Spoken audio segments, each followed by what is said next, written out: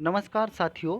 इस वीडियो में हम पर्यावरण के जो 2011 का यूपी टेट का पेपर था, उसमें जो पर्यावरण के 30 प्रश्न पूछे गए थे, उनको आपके साथ साझा करेंगे। तो चलिए साथियों, शुरू करते हैं अपने इस वीडियो को। हमारा पहला क्वेश्चन है, पारिस्थितिकी तंत्र का उदाहरण है। पहला क्वेश्चन क्या है हमारा? पारिस्थितिकी तंत्र का उदाहरण क्या है? ये पीडीएफ जो है थोड़ी सी ब्लर हो रही है, तो आपको हम पढ़कर वैसे सुनाएंगे और आपको इसमें कोई समस्या नहीं होगी। तो देखते हैं, पर्यावरण का जो महत्वपूर्ण घटक हैं, पर्यावरण में जैविक और अजैविक दोनों घटक आते हैं। पर्यावरण के जैविक और अजैविक घटकों की आपस में जो अंतःक्रिया होती है, वो पारिस्थितिकी तंत्र या फिर पारितंत्र के अंदर ही होती है। तो जो तालाब होते हैं, तालाब के अंदर जैविक अजैविक दोनों तरह के घटक शामिल रहते हैं। तो पारितंत्र का जो उदाहरण है, तालाब भी जो है एक पारितंत्र का उदाहरण है। इसी तरह से जैसे झीलें होती हैं, झीलें भी जो हैं पारिस्थितिकी तंत्र का निर्माण करती हैं। तो इसका सही जो आंसर है वो है तालाब। अब हम बात करते हैं, नेक्स्ट हमारा क्वेश्चन है, कौन जैवीय कारक नहीं है? जैवीय कारक नहीं है, ये बताना है हमें। तो देखिए, पर्यावरण के जैविक और अजैविक दोनों तरह के घटक होते हैं। तो पेड़ पौधे, जंतु और सूक्ष्म जीव, ये तीनों के तीनों तो जैविक कारकों के अंतर्गत आते हैं, जबकि पत्थर यानी कि प्रस्तर जो होते हैं, वो अजैविक कारक हैं। तो ये कह रहा है कि कौन जीवीय यानी कि जैविक कारक नहीं है, तो पत्थर जो है वो जीवीय कारक नहीं है। नेक्स्ट हमारा क्वेश्चन है, अधिकतर पेड़ पौधे पाए जाते हैं। क्वेश्चन नंबर इसमें जो 123 है, 123वां, अधिकतर पेड़ पौधे पाए जाते हैं कहाँ पर पाए जाते हैं? स्थल मंडल में, वायुमंडल में, जलमंडल में या फिर प्रकाश मंडल में। तो देखिए, जो पेड़ पौधों को पनपने के लिए सबसे अनुकूल दशाएं मौजूद होती हैं, वो स्थल मंडल पर ही होती हैं। जो पोषक तत्व पेड़ पौधों को चाहिए वृद्धि करने के लिए, विकास करने के लिए, वो स्थल मंडल पर मिलते हैं। तो अधिकतर जो पेड़ पौधे होते हैं वो स्थल मंडल पर ही पाए जाते हैं, क्योंकि उनके विकास की अधिकतर दशाएं, सबसे ज़्यादा उनको पोषक तत्व जो मिलते हैं वो स्थल मंडल में ही मिलते हैं। नेक्स्ट हमारा क्वेश्चन है, अन्य मृत जंतुओं पर, क्वेश्चन नंबर 124वां, अन्य मृत जंतुओं पर जीवन निर्वाह करने वाले प्राणी को क्या कहा जाता है? जो मृत जंतुओं को बिल्कुल उनके मूल तत्वों में तोड़ मरोड़ करके, बिल्कुल उनको अपघटित करके मिट्टी में मिलाने का काम करते हैं, वे स्कैवेंजर होते हैं। स्कैवेंजर क्या करते हैं, जो मान लीजिए कोई चीज़ पहले जिंदा थी, लेकिन वो जब मर जाती है, तो मरने के बाद उसमें जो मूल तत्व होते हैं, जैसे कार्बन होता है, हाइड्रोजन होता है, ऑक्सीजन होता है, नाइट्रोजन होता है, ये जो तत्व होते हैं, इनको मिट्टी में मिलाने का जो काम करते हैं, वे स्कैवेंजर ही करते हैं। ये क्या करते हैं? ये अन्य मृत जंतुओं पर अपना जीवन निर्वाह करते हैं। नेक्स्ट हमारा क्वेश्चन है, सीएनजी का जो संक्षिप्त रूप है वो क्या है? तो सीएनजी जो है, इसको हम कंप्रेस्ड नेचुरल गैस कहते हैं, ये इसका संक्षिप्त रूप है। नेक्स्ट हमारा क्वेश्चन है, क्वेश्चन नंबर 126वां, कौन सी ऐसी अंतर्राष्ट्रीय संस्था है जो पूरे विश्व में पर्यावरण सुरक्षा की देखभाल करती है? तो जो WWF है, जिसको हम वर्ल्ड वाइल्ड लाइफ फंड कहते हैं, ये एक ऐसी अंतर्राष्ट्रीय संस्था है जो पूरी दुनिया में पर्यावरण की सुरक्षा के लिए नियम कानून बनाती है और उनको लागू भी करवाती है। और पर्यावरण की सुरक्षा की जिम्मेदारी जो है, यही संस्था देखती है। इसके साथ में कुछ और संस्थाएं भी हैं जो इसकी सहयोगी संस्थाएं हैं।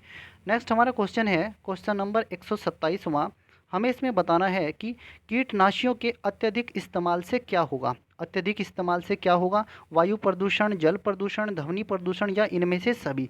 देखिए, कीटनाशकों को जब हम ज़्यादा अपने खेतों में इस्तेमाल करते हैं, फसलों में इस्तेमाल करते हैं, उससे वायु प्रदूषण भी होता है और जल प्रदूषण भी होता है। वास्तव में जो इस प्रश्न में उत्तर तो दोनों सही हैं, लेकिन और ज़्यादा सही देखा जाए तो कीटनाशियों के अत्यधिक इस्तेमाल से जो आंसर की इस पेपर की थी, उसमें जो माना गया था वो जल प्रदूषण को माना गया था। जल प्रदूषण जो है कीटनाशियों के अत्यधिक इस्तेमाल से होगा। नेक्स्ट हमारा क्वेश्चन है 128वां, ऐसे लवण जो जल का अवशोषण करता है वो क्या कहलाते हैं? तो जल का अवशोषण करने वाले जो लवण होते हैं उनको हम हाइग्रोस्कोपिक लवण कहते हैं। हाइग्रोस्कोपिक लवणों की ये विशेषता होती है कि वे जल का अवशोषण कर लेते हैं। नेक्स्ट हमारा क्वेश्चन है, पारिस्थितिकी तंत्र एवं प्राकृतिक अधिवासों का संरक्षण तथा उनके प्राकृतिक वातावरणों में प्रजातियों का जीवन जीवन जीवनक्षम जनसंख्या का रखरखाव एवं प्रतिप्राप्ति के लिए प्रयुक्त पद है। तो ये जो है, ये अपस्थानीय संरक्षण कहलाता है, जो प्राकृतिक प्राकृतिक आवासों का, प्राकृतिक अधिवासों का संरक्षण करता है, प्राकृतिक जीवों का उनके उनके आवास के अंदर ही संरक्षण करता है, उनकी प्रजातियों का। तो इस तरह का जो क्रिया कहलाती है संरक्षण करने की, उसको हम अपस्थानीय संरक्षण कहते हैं। नेक्स्ट हमारा क्वेश्चन है, जो समुद्री कच्छपों कच्छपों को जीवंत जीवाश्म कहा जाता है। जो समुद्री कछुए होते हैं उनको जीवंत जीवाश्म कहा जाता है, क्योंकि वे 150 मिलियन वर्षों से भी अधिक समय से पृथ्वी पर उपस्थित हैं। भारतीय उपमहाद्वीप के जल भागों में पाए जाने वाले 5 प्रजातियों के समुद्री कच्छप में सबसे अधिक संख्या किसकी है, ये हमें बताना है। तो जो ओलिव रिडली टर्टल होते हैं, जो सबसे ज़्यादा इनकी संख्या जो है उड़ीसा के गहीरमठ बीच पर पाई जाती है। तो ओलिव रिडली टर्टल जो होते हैं, ये भारत में जो पाए जाने वाले जितने भी जल भाग हैं उनमें सबसे ज़्यादा जो हैं ओलिव रिडली टर्टल पाए जाते हैं, इन्हीं की संख्या सबसे ज़्यादा होती है। अब हम बात करते हैं, नेक्स्ट हमारा क्वेश्चन है क्वेश्चन नंबर 131वां। निम्न में से कौन विश्व ऊष्मायन का कारण है? विश्व ऊष्मायन यानी कि ग्लोबल वार्मिंग, वैश्विक तापन, इसका कारण क्या है? देखिए ऑप्शन ध्यान से, जल प्रदूषण, वायु प्रदूषण, मृदा प्रदूषण या फिर ध्वनि प्रदूषण। तो इन तीनों ऑप्शन का, जल प्रदूषण, मृदा प्रदूषण और ध्वनि प्रदूषण, ये तो इसके ऑप्शन नहीं है।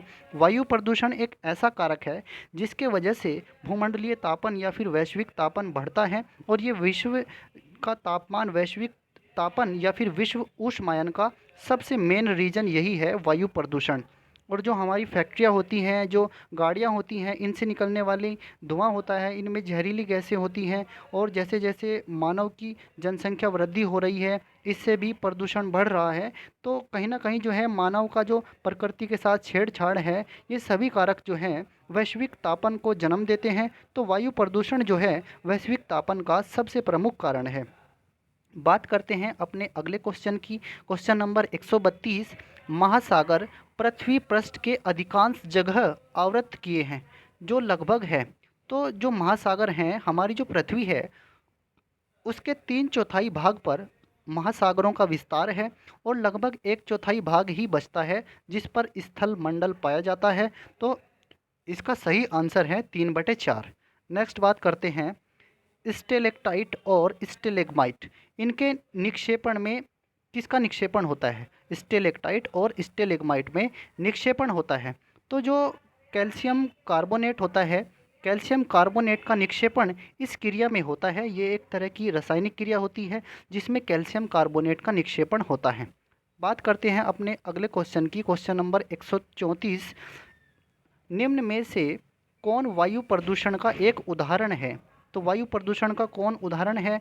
धुआं एवं कुहासा, जलती लकड़ी या फिर चारकोल से निकली गैस, या फिर वाहनों से निकली गैस, निकलने वाली गैसें, या फिर इनमें से सभी।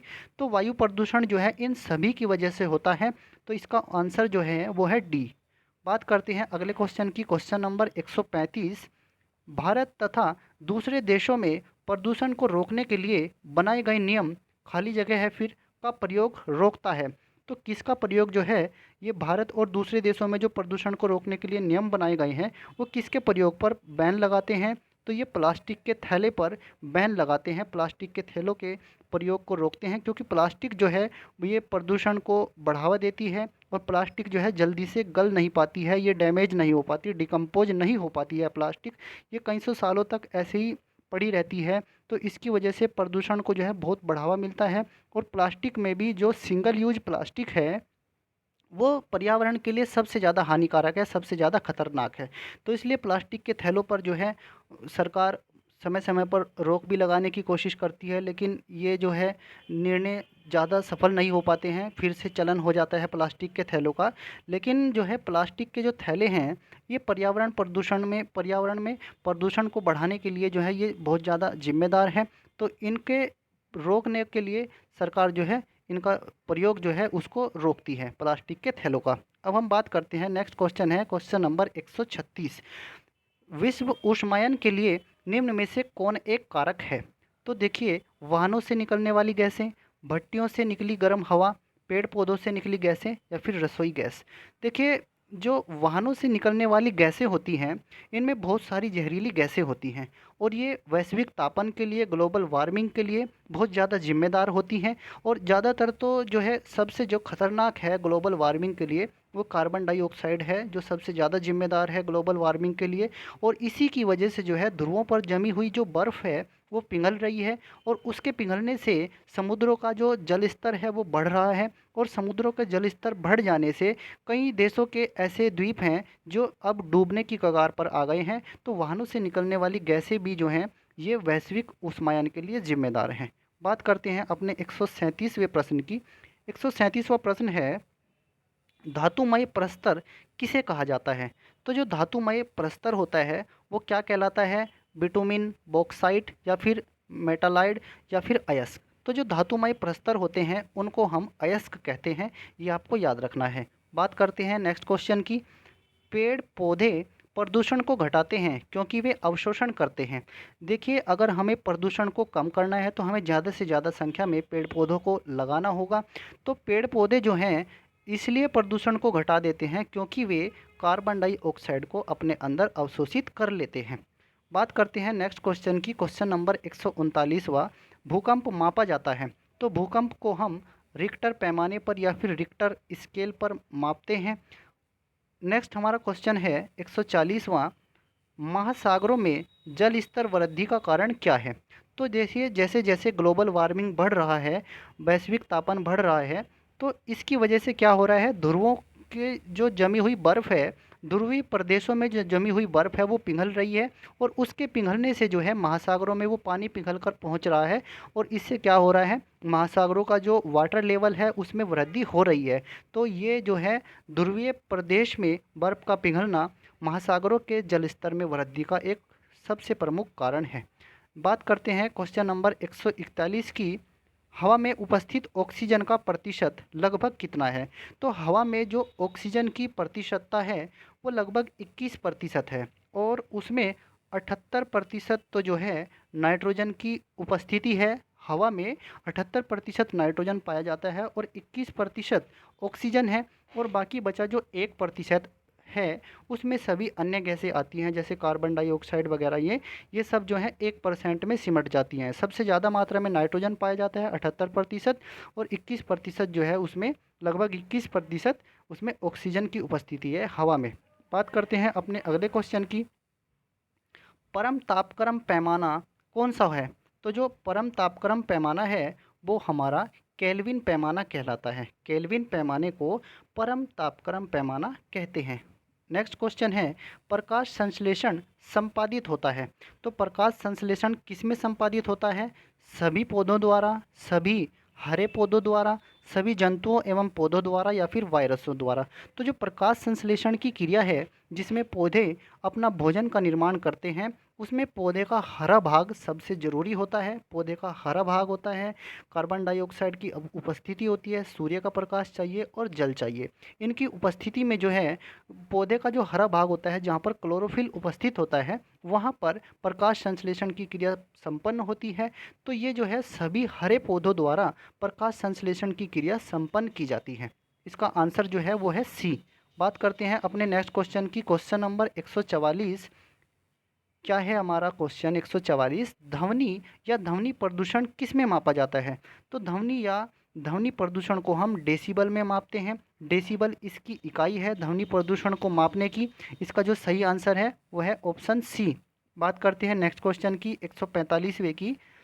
निम्न में से कौन पर्यावरण के लिए हानिकारक है? तो पर्यावरण के लिए जो सबसे ज़्यादा हानिकारक है, जो सबसे ज़्यादा खतरनाक है, वो है प्लास्टिक। प्लास्टिक से बनी हुई हर एक चीज़ वैसे पर्यावरण के लिए हानिकारक ही है, क्योंकि प्लास्टिक की जो चीज़ें हैं ये आसानी से डिकम्पोज नहीं होती, इनका जो है अपघटन नहीं किया जा सकता। ये सैकड़ों कई सौ सालों तक जो है ऐसे ही मिट्टी में दबी रहती हैं। मिट्टी की जो, अगर खेत की मिट्टी है उसमें ये पहुंच जाती है तो वहाँ पर भी ये जो है उसको अनुपजाऊ बनाती हैं। तो ये पर्यावरण के लिए सबसे ज़्यादा खतरनाक यही है। नेक्स्ट क्वेश्चन है हमारा, वातावरण में अत्यधिक हानिकारक सल्फर मिश्रित गैस कौन सी है? तो जो सल्फर मिश्रित गैस है, जो वातावरण में सबसे ज़्यादा हानिकारक होती है, वो होती है सल्फर डाइऑक्साइड। सल्फर डाइऑक्साइड ही जो है वो अम्ल वर्षा के लिए भी जिम्मेदार गैस होती है, और अम्ल वर्षा की वजह से जो है मिट्टी की उर्वरता जो है बिल्कुल ख़त्म ही हो जाती है, और ये पेड़ पौधों का भी विनाश कर देती है। तो सल्फर डाइऑक्साइड जो है ये अम्ल वर्षा के लिए भी जिम्मेदार है। तो सल्फर मिश्रित जो हानिकारक गैस है वातावरण के लिए, वो सल्फर डाइऑक्साइड है। अब हम बात करते हैं क्वेश्चन नंबर 147वें की। वायु प्रदूषण को कम किया जा सकता है। तो वायु प्रदूषण को आप कैसे कम कर सकते हैं? सूर्य प्रकाश द्वारा, जंतुओं द्वारा, मछलियों द्वारा, या फिर वृक्षों द्वारा। तो हम अगर ज़्यादा से ज़्यादा वृक्ष लगाएं तो वायु प्रदूषण को कम किया जा सकता है। तो वृक्षों द्वारा जो है हम वायु प्रदूषण को कम कर सकते हैं। बात करते हैं, नेक्स्ट हमारा क्वेश्चन है 148वां। विश्व पर्यावरण दिवस मनाया जाता है। तो विश्व पर्यावरण दिवस जो है वो प्रत्येक वर्ष 5 जून को मनाया जाता है। 5 जून को विश्व पर्यावरण दिवस मनाया जाता है। अब हम बात करते हैं क्वेश्चन नंबर 149 की। सूर्य के हानिकारक किरणों से पृथ्वी को कौन सा स्तर सुरक्षित रखता है?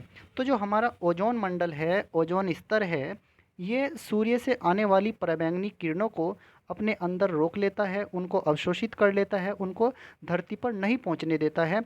तो ये हानिकारक किरणों को अवशोषित करके धरती की सुरक्षा करता है, पृथ्वी को सुरक्षित रखता है।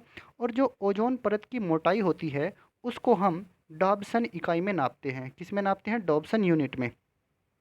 अगर 200 डॉब्सन यूनिट से कम हो जाए, ओजोन लेयर की जो मोटाई है अगर वो 200 डॉब्सन यूनिट से कम हो जाए, तो उस जगह पर ओजोन छिद्र माना जाता है कि यहाँ पर जो है ओजोन छिद्र हो गया है। सबसे पहले ओजोन छिद्र जो है वो अंटार्कटिका में देखा गया था। तो आपको याद रखना है कि ओजोन स्तर जो है वो सूर्य की हानिकारक किरणों से पृथ्वी को सुरक्षित रखता है। लास्ट क्वेश्चन है इस वीडियो का, और 2011 में जो पेपर आया था यूपी टेट का, उसमें पर्यावरण का ये लास्ट क्वेश्चन है। क्वेश्चन क्या है? किसी जगह के फ्लोरा तथा फोना, ये फोना है, सूचित करता है। तो फ्लोरा और फोना किसी भी जगह में पेड़ पौधे और जंतुओं को ही सूचित करता है। फ्लोरा और फोना आपको याद रखने हैं, ये पेड़ पौधों और जंतुओं को ही सूचित करता है। तो साथियों, इस वीडियो में हमने 2011 में यूपी टेट जो पेपर हुआ था उसमें पर्यावरण के जो 30 प्रश्न आए थे, उन प्रश्नों को आपके साथ साझा किया है। अगर आपको ये वीडियो अच्छा लगा है तो इस वीडियो को लाइक कीजिए, शेयर कीजिए और हमारे चैनल को सब्सक्राइब कीजिए। धन्यवाद प्यारे साथियों।